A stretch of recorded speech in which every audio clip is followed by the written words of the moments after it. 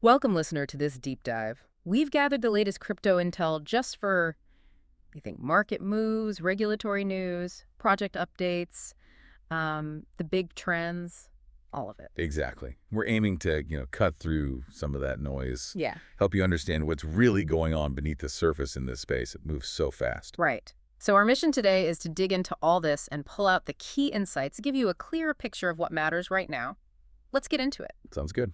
Let's see what's happening. Okay, let's start with the market pulse. We've got a quick look here at how some of the major coins are doing. It definitely looks like a mixed picture. Bitcoin, Ethereum, BNB, Solana, XRP. Yeah, Shiba Inu, Pepe, Bonk, Dog with Hat, Popcat are on the list too. Mixed is definitely the word. Just shows you different coins, different stories playing out. So what's jumping out with Bitcoin? There's a note here about it stalling around the $105,000 mark. That feels significant, doesn't it? It absolutely is. That 105K level, it seems to be triggering some, let's say, predictable reactions in the market. The analysis points to a couple of things. Right. One is just straightforward profit taking. Bitcoin climbs, people who bought lower decide, okay, time to lock in some gains. That creates selling pressure, naturally. That makes sense. And the other factor.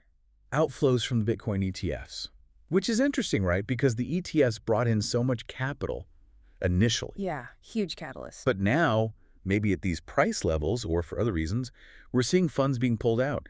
And the scale of these outflows, well, it can be enough to actually slow down the momentum, kind of a counterweight. So 105K isn't just a number, it's a point where these forces profit-taking ETF flows really clash. Exactly. Makes it a key level to watch right now. So while Bitcoin is kind of consolidating there, what about the altcoins? Are they just following along or are there independent moves happening? Oh, definitely independent moves. That's why it's so mixed. Take XRP, for instance. It had a pretty noticeable rally recently. Right, and that was linked to getting approval in Dubai for its stablecoin, RLUSD. Precisely.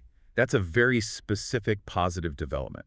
Getting regulatory green light in a major hub like Dubai, especially for a stablecoin, that's a strong signal. Especially given XRP's history with regulators elsewhere. Exactly. So it gives people a tangible reason for confidence, boosts its demand. Shows how these external factors, like a specific regulatory win, can really drive a token's price, separate from the overall market tide. Okay. And speaking of coins making moves, there was some technical analysis highlighted too. Talk about potential rallies.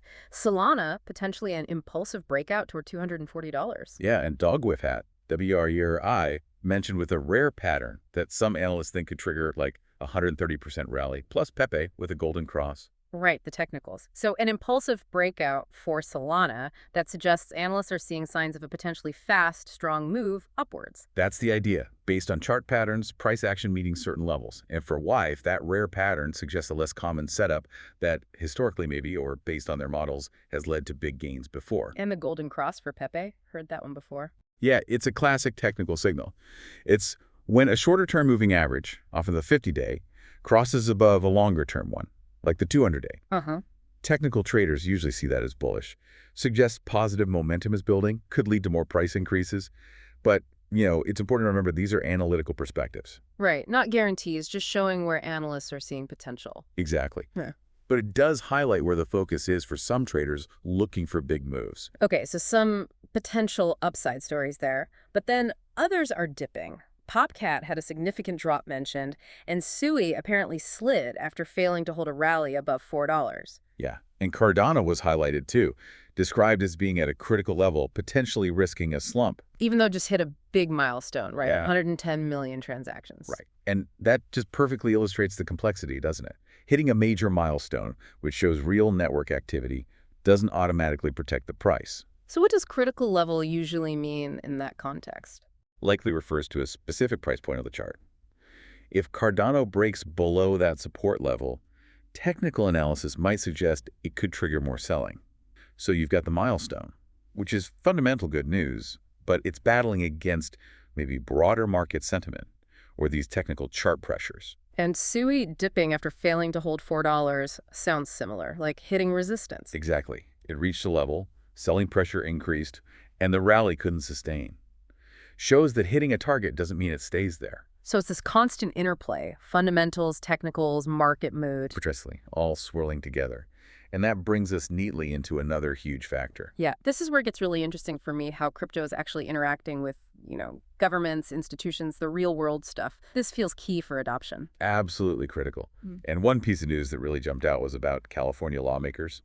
Apparently, they approved a bill, or are close to approving one, that would allow crypto payments for state services. Wow. Seriously, paying your DMV fees or state taxes with crypto in California. Yeah, right. I mean, the details would be complex, I'm sure, but just the idea, Yeah. it moves crypto into that civic utility space. Yeah. Beyond just trading or holding, Yeah. it's a potential sign of government starting to integrate, not just regulate. That's a big potential step. And then, on the political side, but different, reports about the Trump-linked platform, Truth Social, filing for a spot Bitcoin ETF. Yes, and also a question being raised about whether, a hypothetical Trump crypto team might launch their own branded wallet or trading app. Interesting. It really highlights this growing intersection of politics and crypto. Now, we're just reporting what the material mentioned, obviously not commenting on the politics itself. Of course. But you see political figures or entities linked to them exploring ways to engage, whether it's through investment products like an ETF or branded apps. Yeah. Just shows crypto's increasing visibility. Definitely becoming part of more conversations. Okay, shifting to institutions. Yeah. Kraken launching Kraken Prime. That sounds like a big deal. It is significant, yeah. Kraken Prime is aimed specifically at institutional clients. Think big players. Asset managers, hedge funds, maybe corporations. So they need different things than retail traders. Exactly. They need services that look more like traditional finance, high-touch brokerage, robust custody, deep liquidity. Building a dedicated service like Prime suggests Kraken sees enough mature demand from these institutions to warrant a specialized offering. It points to continued institutional interest and the market infrastructure getting more professional. And that fits with the other note about U.S. Bitcoin miners having a strong May reporting growth. Right. Strong performance, infrastructure growth. It suggests ongoing investment and expansion in the fundamental backbone supporting Bitcoin, another sign of maturation in the sector. Okay, and what about outside the U.S.? There was news from South Korea, the new president's stance, and something about Hedera. Yeah, Lee Jae-myung in South Korea, his approach to crypto is being watched. And then 21 Shares launching a Hedera ETP that's an exchange-traded product on Euronext. So like an ETF, but maybe structured slightly differently, gives exposure on a traditional exchange. Basically, yes. It allows European investors to get exposure to HBAR without holding it directly. And the interesting part is, this is happening while a decision on a U.S.-based HBR ETF is apparently still pending. So different speeds in different regions. Exactly. Global regulation and investment appetite isn't uniform. Some regions are moving faster or differently on certain products or tokens. And we also saw that the SEC reportedly pushed back on some Ether and Solana ETF plans from firms like RX Osprey. Ah, okay. So the U.S. path, especially beyond Bitcoin ETFs, still has hurdles. Very much so. The regulatory conversation is ongoing, definitely active, and not always smooth sailing. So adoption and integration seem to be moving forward globally, but yeah, not without some friction, especially on the regulatory front. Precisely. It's a dance. Innovation, demand, oversight. All interacting. Right. Okay, let's switch gears again. Let's dig into some specific project buzz and maybe some emerging trends mentioned. Airdrops seem to be a theme. Sonic Labs, a big 200 million S token airdrop. And they specifically mention U.S. eligibility. Yeah, that U.S. eligibility part is key. Often, U.S. residents get excluded from airdrops because of securities regulations, so mentioning eligibility is a notable detail. And World Liberty Financial also had an airdrop mentioned. 47 USD1 to holders. USD1, is that like a stable coin? It seems like a specific digital asset or token within their ecosystem. Airdropping it is a common tactic, right? Distribute tokens, get people involved, reward existing holders. Standard playbook, but always interesting to see who's doing it and how. Okay. Then there was a more concerning item involving ZachXBT, linking a volume surge on LA by FI to North Korean laundering after a Bybit hack. Yeah, that's a stark reminder about security and illicit finance challenges. Yeah. LIFI sounds like a cross-chain bridge or swap tool. ZachXBT is a well-known on-chain investigator. Right, they track the money flows. Exactly.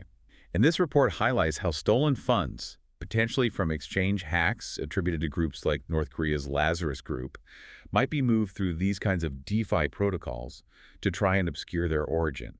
It shows that transparency allows tracking, but also the bad actors are constantly trying to exploit the tech. Vigilance is key. Definitely underscores that side of crypto. Moving to broader ideas, there was an opinion piece mentioned. Unified borders for a borderless stablecoin future? Yeah. What's the thinking there? Well, the title kind of says it all, right? Stablecoins aim to be borderless digital cash, but they exist in a world with borders and lots of different regulators. Okay.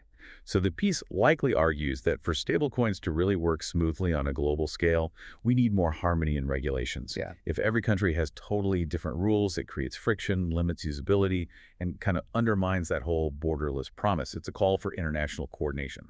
Sense. A big challenge, though. Huge challenge. Getting global regulators to agree on anything is tough.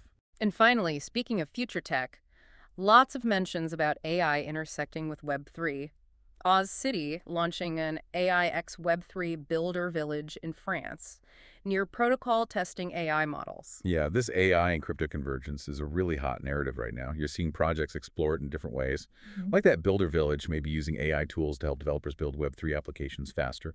Or near testing AI models, perhaps integrating AI into the blockchain itself for efficiency or new kinds of decentralized AI services. Okay, so that's AI within crypto. What about the other piece mentioned using AI to predict crypto prices? The question was, is that myth or reality? Ah, yes, the million-dollar question, maybe literally. Yeah. Look, AI is great at finding patterns in data, and crypto markets generate tons of data. But crypto markets are also driven by hype, fear, news, tweets, regulatory surprises, things that are really hard for an AI, based purely on past data, to predict reliably. So while AI might find some short-term trading edges or inefficiencies, using it as a crystal ball for long-term crypto prediction, the consensus seems to be probably more myth than reality right now. It's still a major challenge. So AI is becoming a tool for building Web3 more than a magic predictor of Web3 markets. That seems to be the more practical developing angle, yeah. Yeah. Integrating AI into the ecosystem rather than just trying to guess its next move from the outside. Wow. Okay, we have covered a serious amount of ground here. Bitcoin wrestling with that 105K level, the ETF flows, altcoins like XRP getting boosts from specific news, others facing technical headwinds. Right, then California potentially opening the door to crypto payment, the whole political angle emerging, institutions like Kraken stepping up with dedicated services. So the global regulatory patchwork, different speeds in Europe versus the US, and then project specifics like airdrops, the stark reminder about security with the laundering tracking. The big picture questions about stablecoin regulation and this really fascinating convergence of AI and Web3 really paints a picture of just how dynamic this space is. It really does. You see how everything connects: price, regulation, tech, adoption, security. It's not just one thing. Exactly. You can't understand the price without thinking about regulation or adoption, without considering the tech infrastructure. It's all part of this complex, evolving system. So to wrap up, here's a thought maybe to leave you with. Based on everything we just talked about, we're seeing this accelerating convergence, right? AI meeting Web3. And at the same time, increasing interaction with traditional systems, governments looking at payments, big financial institutions getting more involved. So the question is, how will these powerful forces fundamentally reshape decentralized technology? What will that interaction actually do to the original vision in the coming months and years? That is the big question, isn't it? Does crypto become more integrated, maybe more stable, but potentially less decentralized? Or does it manage to maintain its core principles while still achieving wider adoption? It's a tension worth watching. Definitely something to keep in mind as you follow the space. Absolutely. Well, thanks for joining us for this deep dive today. We hope digging into these details gave you some valuable insights into the current state of crypto.